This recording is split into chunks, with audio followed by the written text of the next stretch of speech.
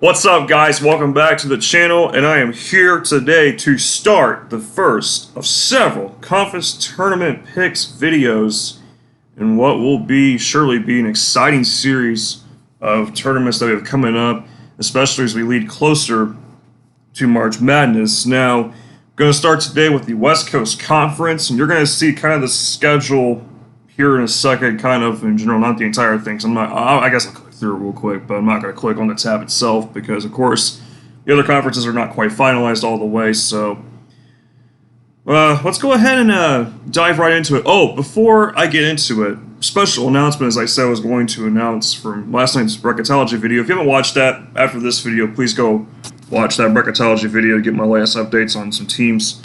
I am going to March Madness. Oh yeah, I'm going to the round of 32 here at Central Indiana. Heck yes, I am looking forward to it. I will be doing a vlog, so I'm kind of wanting to readjust the camera. Yeah, it's going to be a great time. I am super excited for it. Let's do this. So here we are. Going to use Excel, but I decided to spice it up a little bit, make it look more presentable than last year. Last year's set looked a little bland, so instead I had some nice little detail to it. I'm going to do the West Coast and then the ACC, AAC. I'm going to do the Atlantic 10 this time. I tried it last year, but for some reason something messed up with it. Pac-12, SEC, Mountain West, the Big East, the Big 12, and then rounding out the series will be the Big 10. So I'll put it in the description in order below with this video which videos I'm going to do in order, but yeah, West Coast Conference. This is probably the strongest this conference has ever looked. Very interesting to see the amount of talent that's come out of this field in general. Got some notable results here to my left. I haven't really watched a lot of WCC play. I did see mostly Gonzaga because they had a very tough non-conference schedule. That is your number one seed, although that hasn't come without its struggles. And Gonzaga, they did beat UCLA. They lost to Duke. They lost to Alabama. They beat Texas Tech. They did beat Texas earlier in the season as well. Then they were undefeated through the Mountain West Conference, or not Mountain West, West Coast. I'm getting ahead of myself there. Through the West Coast Conference until St. Mary's at the very end of the season when St. Mary's beat them 67-57. Gonzaga looked terrible in that game, but basically that's some of their notable results this year. They swept San Francisco. They've pretty much beat everyone except for St. Mary's in the Mountain West. St. Mary's split the season series with them, which they're at number 2. And St. Mary's, I do want to say about Gonzaga too. I feel like this isn't the same team as last year. I don't know. I feel like their guard play got a little weaker, but they still got some talent. I will say, Holmgren's been great this year too. Earlier in the season, he has some struggles as well, but at times, but throughout a lot of it though, he has performed very well. Same with Drew Timme. And Andrew Nembhard, you got Rasir Bolton, Anton Watson. So St. Mary's is number 2, though. St. Mary's is a very unique team. Randy Bennett's got this team rolling. On a roll. Haven't seen St. Mary's look this good in years. Defensively, just very stout. They will slow you down a lot, and they can shoot some threes too. It was they're a very calculating team. They beat Notre Dame earlier in the year and Oregon. They almost beat Wisconsin in the Maui Final. They did get to the Maui Invitational Final earlier in the year. They actually lost to Colorado State and San Diego State. They had split the season series with BYU, Gonzaga, and Santa Clara.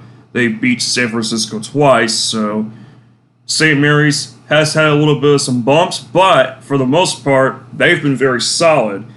Santa Clara is the 3 seed. They've been interesting this year. I did not quite expect them to be the 3 seed. I thought it was going to be San Francisco or BYU, for instance, but, here we are. Santa Clara does own wins over TCU. They've lost to Cal, though, and Boise State. They split with St. Mary's. They beat BYU, lost twice to San Francisco and Gonzaga. Not sure what to make of Santa Clara, though. I haven't watched them, so it's going to be interesting. But I'm assuming they're pretty good. They're good enough to be a 3, so there's that.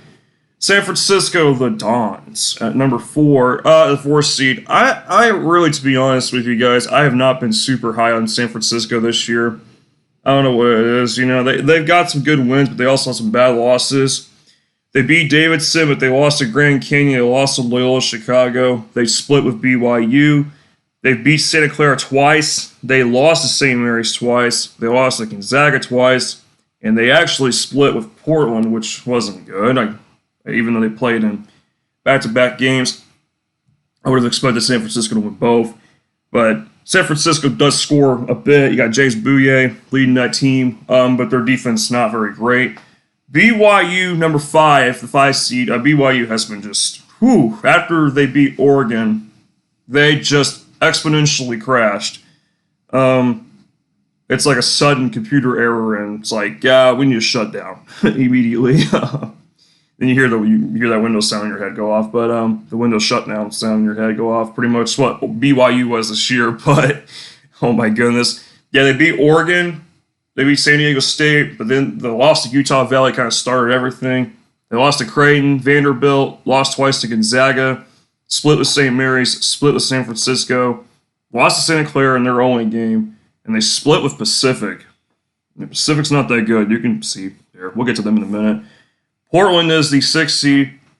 I don't really care for Portland too much. I mean, they got on a little run towards the end of the season. It's like, okay, I still think Portland's trash. I think they were like towards the bottom. They've been towards the bottom of this conference now for a while, I think. I don't know, but Portland lost to Oregon by 25. They split with San Francisco, lost to BYU. They split with San Diego, and they lost to St. Mary's. So there you go. San Diego is number 7, speaking of them. Lost twice to San Francisco and St. Mary's. They split with Portland, lost to Santa Clara.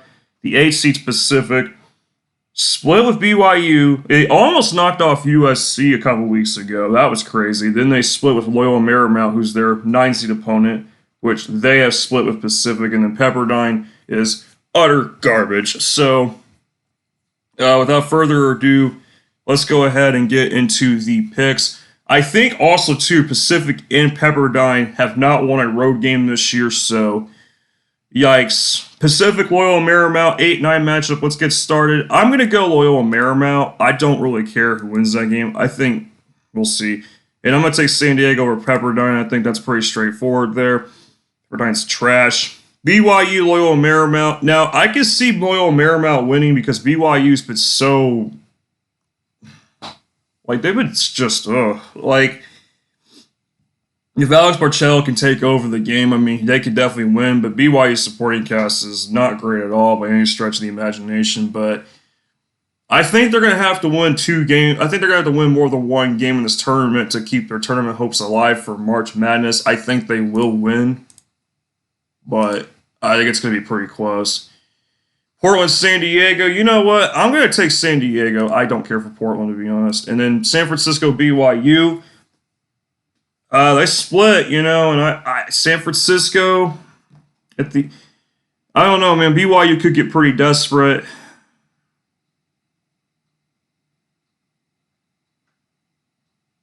Something's telling me to pick BYU. I don't know why, man. I really don't know why.